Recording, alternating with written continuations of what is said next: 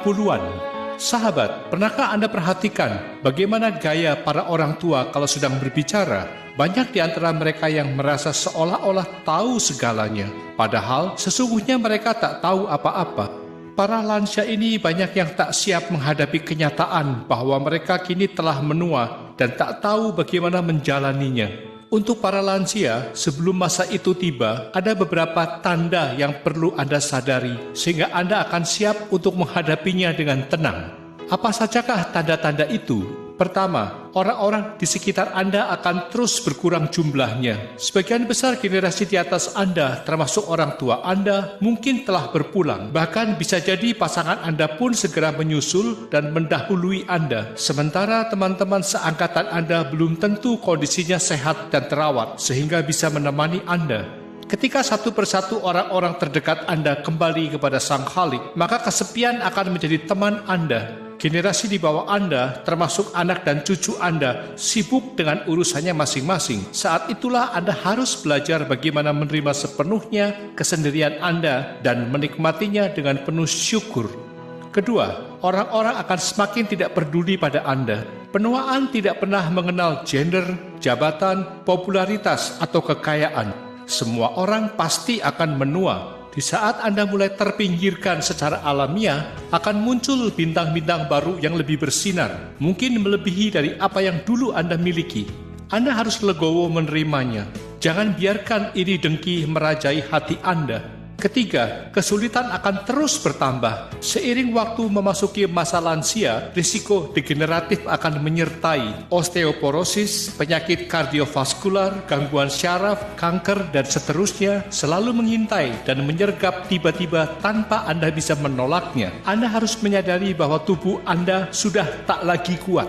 Kesehatan Anda tak seprima dulu lagi. Segala macam penyakit jadi mudah datang. Badan pegal dan kaku, kepala pusing, mudah lelah akan menjadi teman setia Anda nanti. Mempertahankan sikap atau pikiran positif dan berolahraga dengan tepat secara rutin harus Anda disiplinkan untuk membantu merawat kesehatan Anda. Keempat, kembali seperti bayi. Pada awal Anda dilahirkan, ranjang adalah tempat pertama Anda. Kelak, setelah Anda menyelesaikan siklus kehidupan, Anda akan kembali lagi ke ranjang. Bedanya, kalau dulu Anda dirawat ibu Anda, kini Anda dirawat orang lain, suster misalnya. Kalau ibu merawat Anda penuh kasih sayang, maka suster merawat Anda karena imbalan atau karena rasa kemanusiaan. Jadi, jangan menuntut lebih banyak pada mereka. Bersikaplah baik dan tetap bersyukur. Kelima, ada banyak penipu di sekeliling Anda. Hasil kerja keras di masa produktif yang Anda kumpulkan akan menjadi harta yang harus Anda jaga. Bukan hanya orang luar, orang-orang di sekeliling Anda pun bisa saja menginginkan uang Anda dan berusaha mengelabui Anda. Anda harus waspada terhadap berbagai modus penipuan seperti tawaran investasi dan proteksi, undian berhadiah, informasi palsu yang disampaikan melalui telepon maupun pesan singkat, tawaran makanan atau sampel produk dan sebagainya. Begitu Anda lengah, apalagi sikap Anda terkesan bodoh, maka habislah simpanan Anda.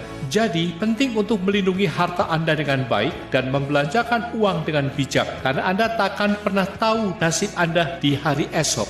Lalu, bagaimana cara menjalani kehidupan di usia 60 tahun? Jalanilah kehidupan ini apa adanya, tak perlu ngoyo.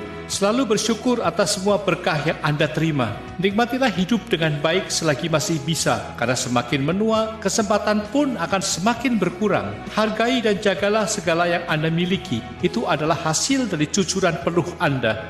Tak perlu ikut campur urusan orang, meskipun itu anak atau cucu Anda sendiri, apalagi sampai membebani diri sendiri. Selalu gembira dan berpikir positif, tak perlu berpikir aneh-aneh, apalagi suzon kepada orang lain.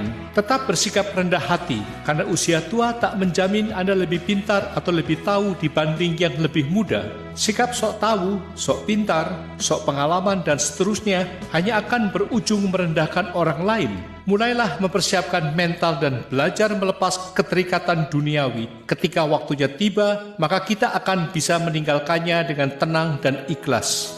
Jadi, apa hikmah yang bisa kita petik dari video yang diinspirasi oleh bukunya Zhou Daxin ini? Pertama, the sky gets dark slowly yang artinya langit akan menjadi gelap perlahan-lahan, menggambarkan siklus hidup manusia, bahwa semua orang semakin lama akan menua dan akhirnya pergi. Kedua, hidup berlalu begitu cepat. 20 tahun yang lalu Anda masih gagah, sekarang rambut Anda sudah beruban. Ketiga, gunakanlah waktu yang tersisa dengan sebaik mungkin. Nikmatilah sisa usia dengan penuh syukur dan sukacita. Keempat, semakin bertambahnya usia, semakin sedikit kesempatan yang Anda miliki. Lakukanlah segera hal-hal baik yang ingin Anda lakukan. Jangan menundanya sampai besok, karena belum tentu Anda dianugerahi hari esok. Sahabat, jika inspirasi ini baik dan bermanfaat, gunakanlah kesempatan yang Anda miliki untuk membagikannya pada orang-orang yang Anda sayangi, khususnya para lansia. Berbuat kebaikan janganlah ditunda sampai nanti atau besok, karena belum tentu kita memilikinya.